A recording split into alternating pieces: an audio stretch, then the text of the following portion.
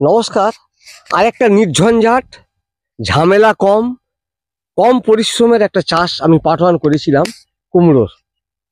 সকলকে শুভেচ্ছা জানিয়ে শুরু করছি কুমড়ো চাষের দ্বিতীয় পর্ব বা পরিচর্যার প্রাথমিক পর্ব। আবার পরবর্তীকালে জানাবো।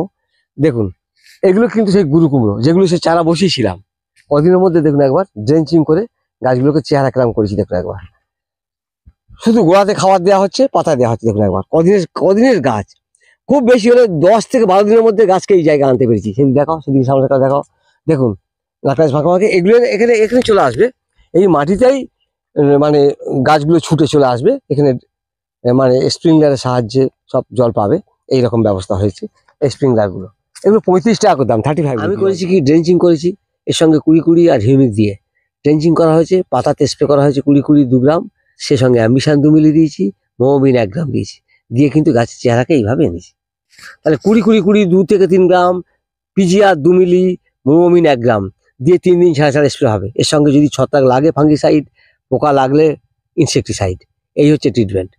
বাচ্চা গাছ যাদের এইভাবে আছে, ডগ ছুটবে না বা কুঁড়ে যাচ্ছে যাদের, তারা কিন্তু প্রতি লিটার জলে, মাঝারি দামের মধ্যে ওষুধ, প্রতি লিটার জলে 2 গ্রাম করে ল্যান্সার গোল্ড, সেই সঙ্গে 1/2 গ্রাম করে উলালা মিশিয়ে স্প্রে করবেন 3 দিন ছাড়া 2 বার, দেখবেন আর কংগ্রাচ্ছে। চারা বসানোর 10 থেকে 15 দিন পর গাছ দেখিয়েছি।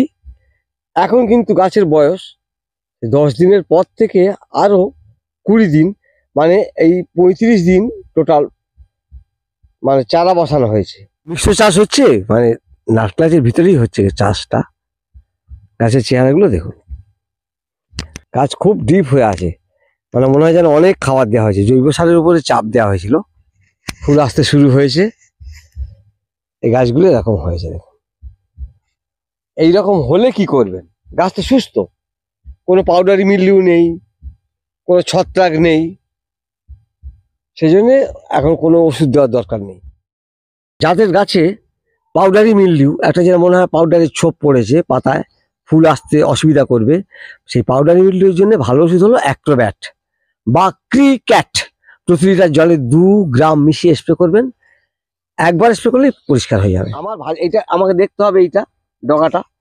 আর এই গাছের ডেভেলপ মোটামুটি ভালো আছে, গাছের চেহারা, রং টং, পাতা ভালো আছে। তবুও তাড়াতাড়ি ফুল আনার জন্যে, কারণ বাজার ধরতে হবে আমাকে, 0-52-34 প্রতি লিটার জলে 2 গ্রাম, সেই সঙ্গে যে কোনো একটা পিজিআর 2 মিলি মিশিয়ে স্প্রে করবেন। আমার রোগও নেই, এখন পোকাও নেই। মোট 10 বিঘে জায়গা করা হয়েছে। দেখুন একবার, এগুলো গাছগুলো ভালো হয়েছে। এই ব্যাপারটা, এটা 1 মাস বয়স, আমি পরপর দেখিয়ে যাচ্ছি। তাহলে গাছগুলোকে জাগাতে হবে আর ফুল আনতে হবে তাড়াতাড়ি। প্রথম পুরুষ ফুল আসবে, অসুবিধা নেই, তারপর স্ত্রী ফুল আসবে। এই জমিতে আগাছাটা একটু কম দেখতে পাচ্ছেন, এখানেও কিন্তু গাছের বয়স প্রায় 1 মাস বা 32-33 দিন।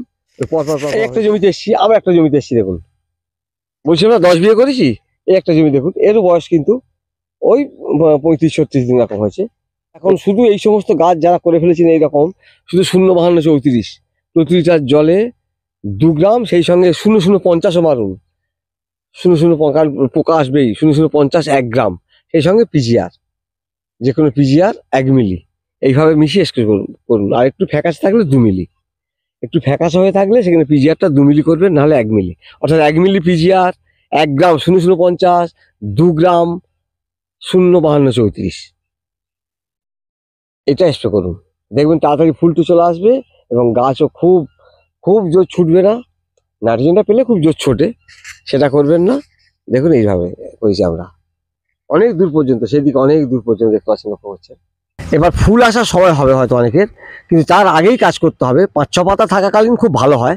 যারা বেশি স্ত্রী ফুল আনতে চান তাদেরকে বলবো যে বুস্টার 1, খুব কম দামের ওষুধ, লিভিক্সের বুস্টার 1 প্রতি লিটার জলে 1 মিলি মিশিয়ে স্প্রে করবেন।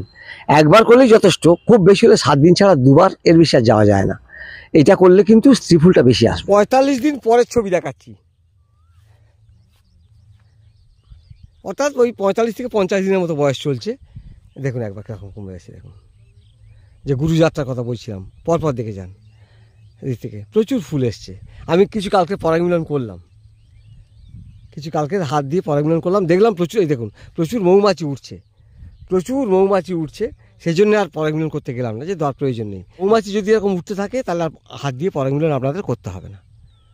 এবার মৌমাছি নেই, প্রজাপতি নেই, না হলে পরাগমিলন তো হবে না, মানে পচে যাবে। সেই জন্য পরাগমিলন করা। এটা মাঝে কিন্তু গরু খাওয়ার ঘাস চাষ করা হয়েছিল। ফল পচে যায় মেনলি 3টে কারণ। পরাগমিলন না হলে পচবে, ছত্রাক লাগলে পচবে, যদি মানে ফ্রুট ফ্লাই যদি হুল ফুটিয়ে দেয়, হুল ফুটিয়ে দিয়ে আপনার ওর ভিতরে ওদের বাচ্চারা পারে, সেই লেদাটা পরে কুড়ে কুড়ে খায়, আর লাউটা থাকতে পারে না। ওই লেদা পোকার জন্যই কিন্তু পচে যায় জিনিসটা। এই 3টে কারণে মেনলি কুমড়োটা পচে। আর যারা একেবারে লেদা পোকা সামলাতে পারছেন না, লেদা পোকাকে রোকা যাচ্ছে না, প্রতিটা কুমড়ো পচিয়ে দিচ্ছে ফল মাছির জন্য, তাদেরকে বলবো আমফান প্রতি লিটার জলে 1 মিলি অথবা অ্যাম্প্লিগো 1 মিলি মিশিয়ে বিকালবেলা স্প্রে করবেন 4 দিন ছাড়া ছাড়া 3 বার। মোটামুটি দেখাচ্ছি, পার্ট 2টা সঙ্গে থাকুন আপনারাও, এইভাবে পার্ট 2 পরিচর্যা করুন যারা লাগিয়ে ফেলেছেন। আর বিস্তারিতভাবে যাচ্ছি না, পরবর্তীকালে আবার ভিডিও করে জানাবো। সকলের শুভেচ্ছা থাকলো, এগিয়ে চলার জন্য আরও অভিনন্দন জানাই। ভালো থাকুন, আমার সঙ্গে থাকুন, মোটামুটি নির্ঝঞ্ঝাট চাষের সঙ্গে যুক্ত হন।